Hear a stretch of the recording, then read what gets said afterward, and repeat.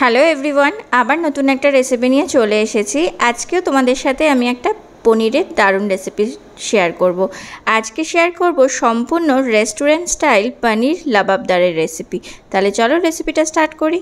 আমি এখানে 200 গ্রামের মতো পনির নিয়ে নিয়েছি। পনিরটাকে একটু উষ্ণ গরম জলে নুন দিয়ে আধ ঘন্টার মতো ভিজিয়ে রেখেছি। আর কিছুটা পনির গ্রেট করে নিয়েছি। এবার রেসিপিটা চলো স্টার্ট করি। এই জন্যে ফ্রাইং প্যানে সাদা তেল গরম করে গোটা গরম মশলা আর দুটো তেজপাতা ফোড়ন দিয়ে দিলাম। এবার আমি এর মধ্যে দিয়ে দিচ্ছি টমেটো কুচি, পেঁয়াজ কুচি, কাজু বাদাম আর কিছু ধনেপাতার ডাঁটি। এবার সব কিছুকে কিছু সময় ফ্রাই করব। তার আগে আমি এর মধ্যে একটু নুন আর একটু হলুদ গুঁড়ো দিয়ে দিচ্ছি। এবার সব কিছুকে কিছু সময় ধরে ভালো করে ফ্রাই করব।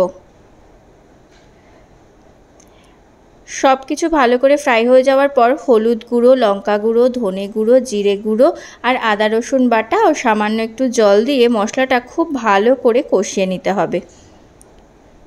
আর একটু জল দিয়ে দিলাম। এবার খুব ভালো করে সব কিছুকে কষিয়ে নেব। এবার দুটো কাঁচা লঙ্কাও ভেঙে দিয়ে দিচ্ছি। ভালো করে কষিয়ে নেওয়ার পর এবার এই মিশ্রণটাকে আমি মিক্সিং জারে দিয়ে দেব।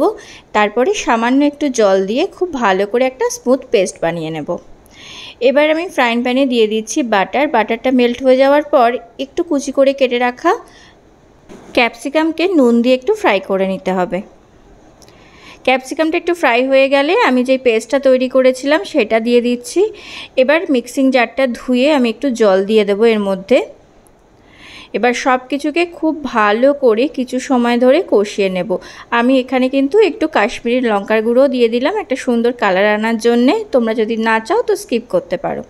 এবার কষিয়ে নেব কিছু সময় কষিয়ে নেওয়ার পর স্বাদ অনুসারে নুন আর চিনিটা দিয়ে দিচ্ছি।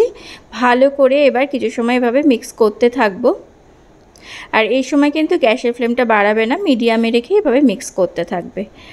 এবার আমি এর মধ্যে ফ্রেশ ক্রিম দিয়ে দিচ্ছি। ক্রিমটা দিয়েও আরও কিছু সময় একটুখানি ভালো করে সব কিছুকে মিক্স করব।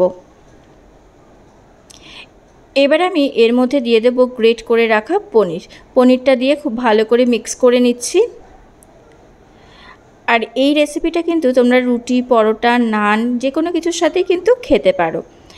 এবার আমি এর মধ্যে পনিরগুলোকে দিয়ে দিলাম। পনিরগুলোকে আমি জল থেকে তুলে নিয়েছি। এবার ভালো করে মিক্স করে নিচ্ছি। এবার কিছু সময় ধরে মানে প্রায় 6 থেকে 7 মিনিট আমি এই রান্নাটা হতে দেব।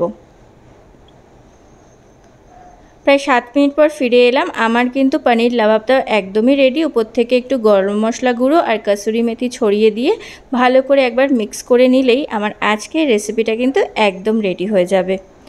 আমি দেখো উপর থেকে গার্নিশিংয়ের জন্য একটু ফ্রেশ ক্রিম ছড়িয়ে দিলাম। তাহলে তৈরি হয়ে গেল আমার আজকের রেসিপি পনির লাবাবদার। আমার এই রেসিপিটা ভালো লাগলে অবশ্যই লাইক করো, সকলের সাথে শেয়ার করো। আর রেসিপিটা যদি আমার ফেসবুক পেজ কুক উইথ দেবমিতার থেকে দেখো তাহলে পেজটাকে অবশ্যই ফলো করে দিও।